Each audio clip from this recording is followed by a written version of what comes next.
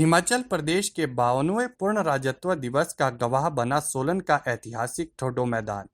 मुख्यमंत्री जयराम ठाकुर ने सुहावने मौसम में ध्वजारोहण कर मार्च पास्ट की सलामी ली। पुलिस, होमगार्ड, महिला पुलिस व एनसीसी की परेड कार्यक्रम का मुख्य आकर्षण रही। इस दौरान विभिन्न विभागों की प्रदर्शनियों ने भी प्रदेश सरकार के विकास को प्रदर्शित किया।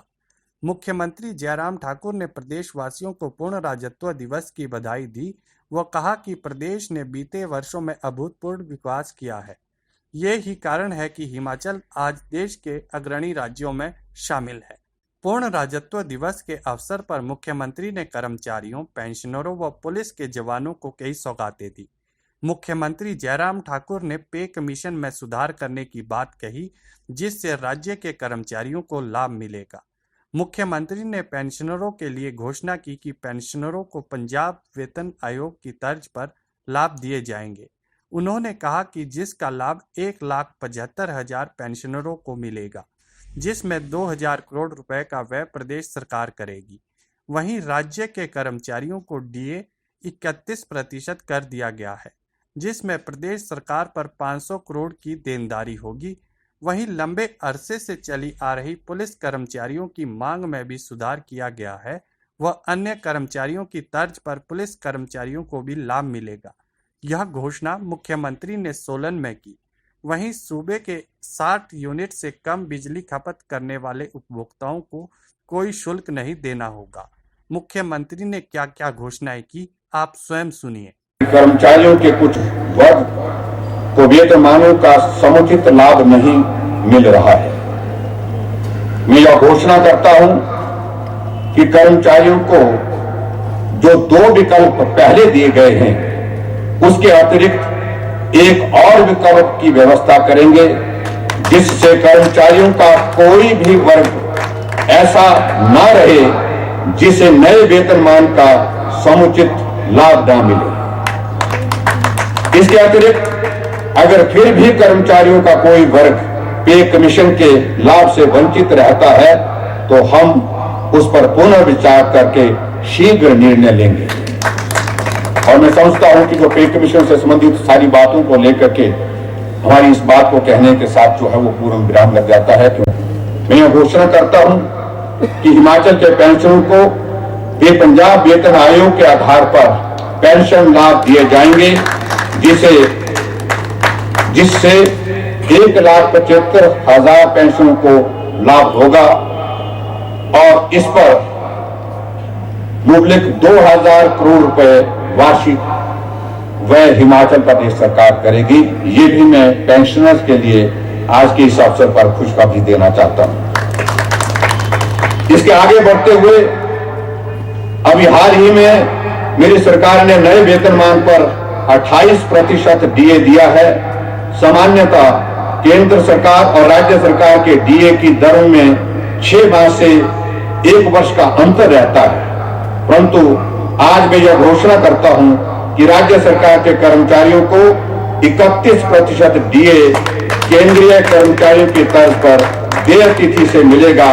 इससे राज्य सरकार के खजाने पर कुल मिलाकर के 500 करोड़ रुपए की देनदारी आएगी, जिसको सरकार वहन करेगी। ये भी मैं जो पेंशन धारक जो हमारे हैं उनके लिए आज के इस अवसर पर ये खुशखबरी देना चाहता हूं। 2015 से पूर्व कांस्टेबल को 2 वर्ष उपरांत अगला उच्च वेतनमान दिया जाता था, परंतु पूर्व सरकार के कार्यकाल के दौरान 2015 में कांस्टेबल्स को उच्च वेतनमान मिलने की अवधि को 2 वर्ष से बढ़ा करके 8 वर्ष कर दिया गया। इससे उनमें असंतोष का भाव है, क्योंकि उनके समतुल्य श्रेणियां जिनकी प्रारंभिक नियुक्ति अनुबंध आधार पर की जाती है, को नियमित सेवा काल के 2 वर्ष उपरांत उच्च वेतनमान दिया जा रहा है। कांस्टेबल्स की मांग पर विचार के बाद अब सरकार द्वारा यह निर्णय लिया गया है कि 2015 के बाद नियुक्त कांस्टेबल्स को अन्य श्रेणियों की तर्ज पर समान कार्यकाल उपरांत उच्च वेतनमान के लिए पात्र माना जाएगा। जो कांस्टेबल्स उच्च वेतनमान के लिए पात्र हो गए हैं, उन्हें प्री रिवाइज्ड स्केल के अनुसार उच्च वेतनमान का लाभ तुरंत प्रभाव से दिया जाएगा। इसके लिए विस्तृत निर्देश शीघ्र जारी किए जाएंगे।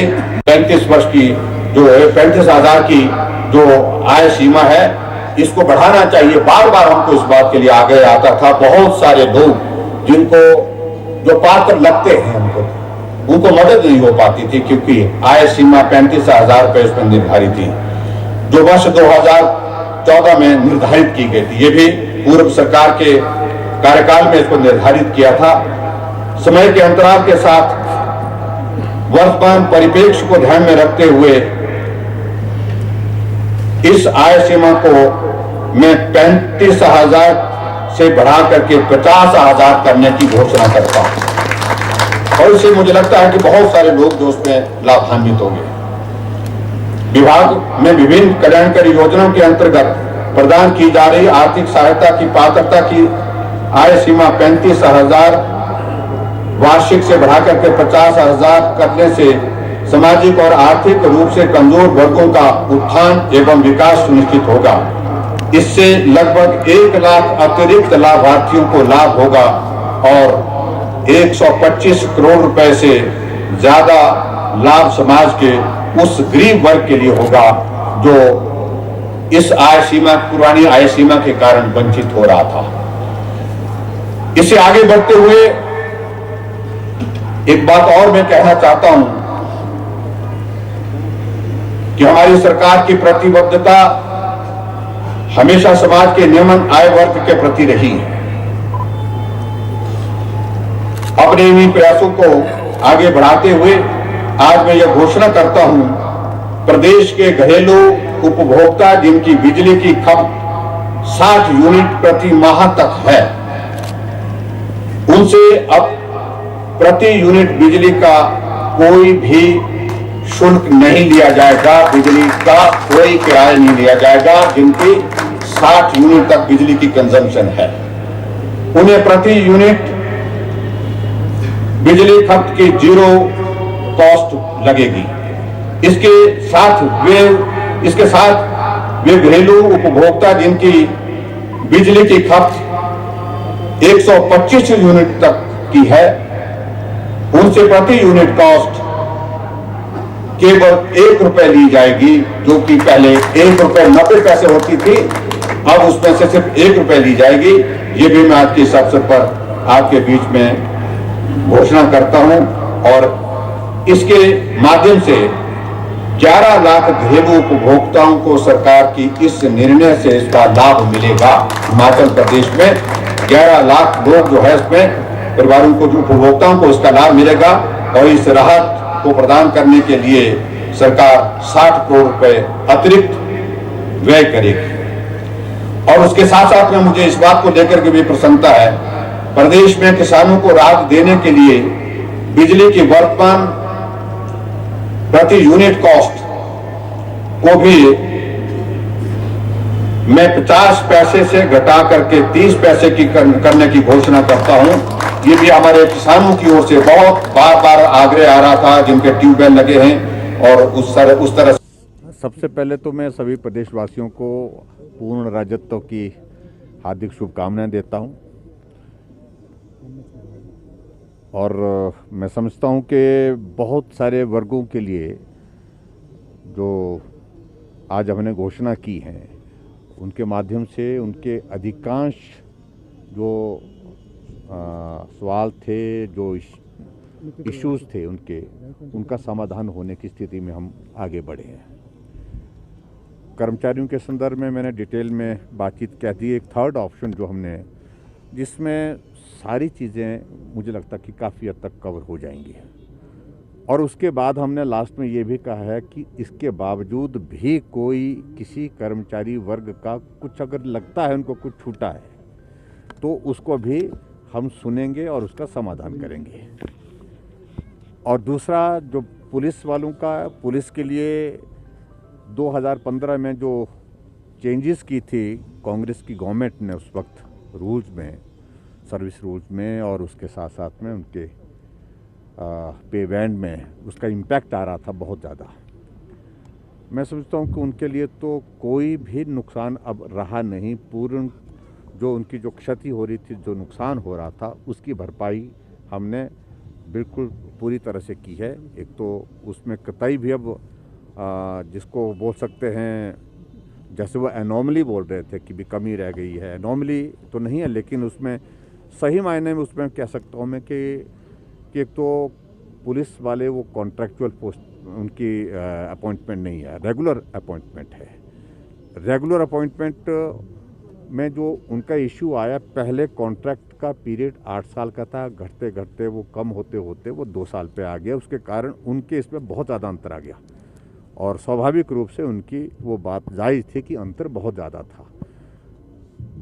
उसको हमने अब पूरा करने के लिए जो आज हमने जो घोषणा की है, इसके बाद उनका कोई भी इशू नहीं रहता है, कोई भी इशू नहीं रहता है और सब उसमें कवर किया हमने।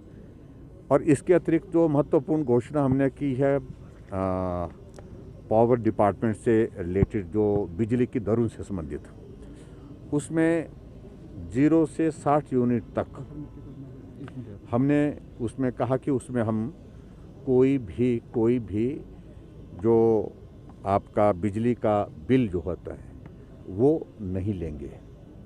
उसमें सिर्फ मीटर